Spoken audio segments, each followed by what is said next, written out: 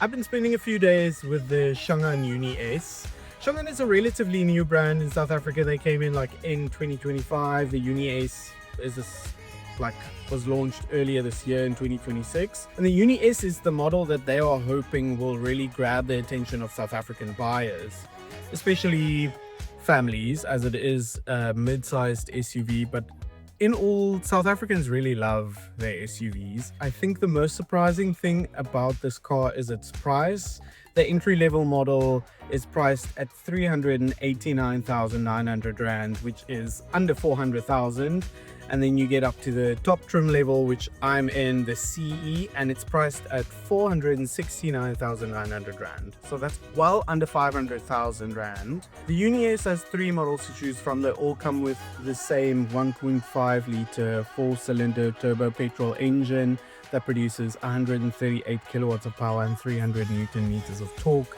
And it works together with a 7-speed dual clutch automatic gearbox. And when you buy the Uni-S new, you get a 5-year service plan, 5-year warranty, and 5 years of roadside assistance, just to sweeten the deal a little bit. Obviously this car is good looking. I think it'll appeal to a large amount of people. I've gotten a lot of comments from people saying that they really like the way it looks. It's got a really striking grille. It's got the light bars at the front and the back, and the logo at the back lights up as well, which I think looks really cool.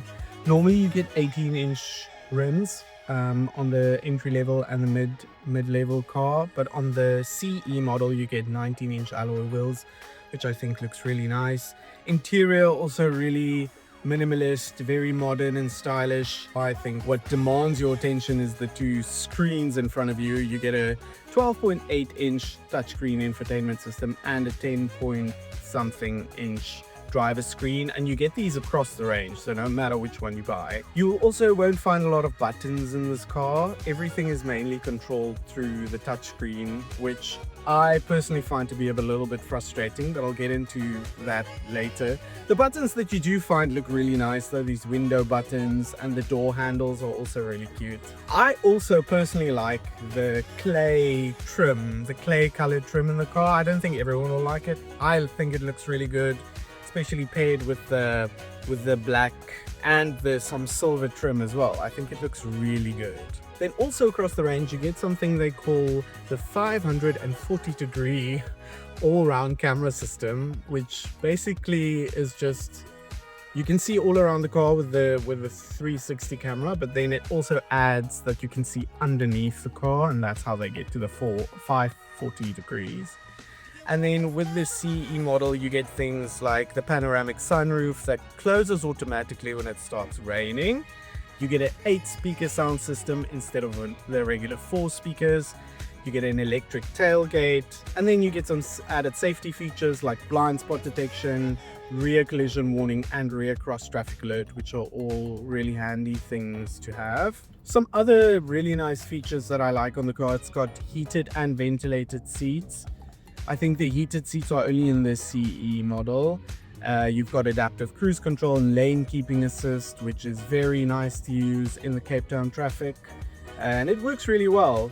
One feature that I find a little bit annoying is the automatic brights of the headlights. So it automatically switches on your high beams and switches it off again when it sees a car coming from the front.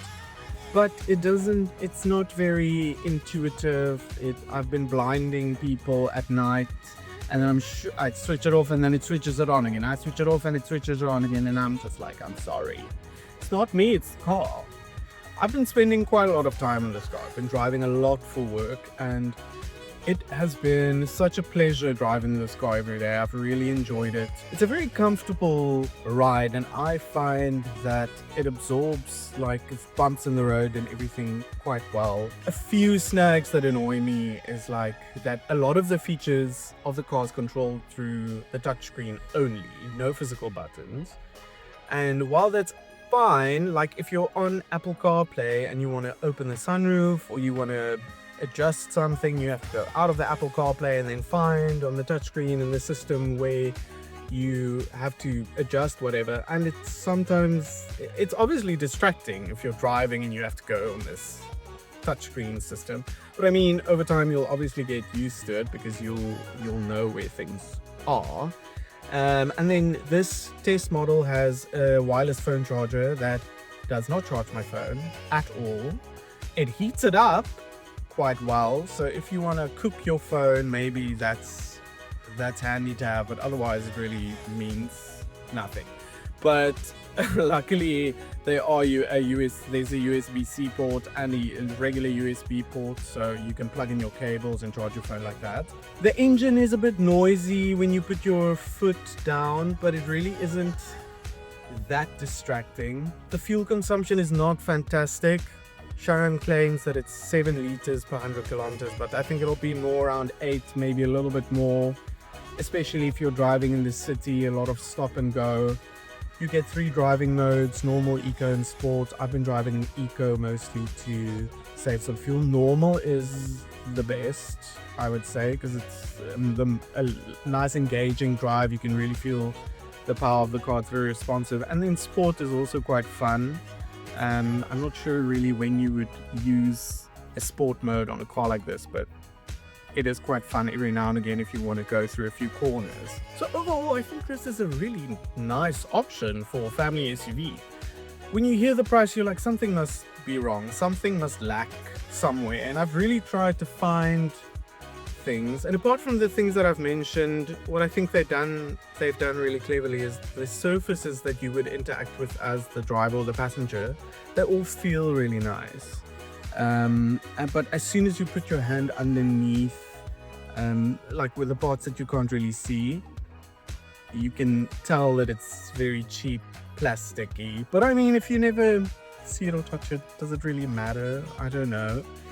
I think the real challenge for Changan is going to be building trust with consumers, to see how reliable the cars are over a few years, the service that you get from them. But I think they have thrown a real spanner in the works here in a very competitive segment in South Africa, the family SUV. Like, there are so many to choose from. When someone asks you which SUV should I buy, it's really a very difficult question to answer. I think it's personal.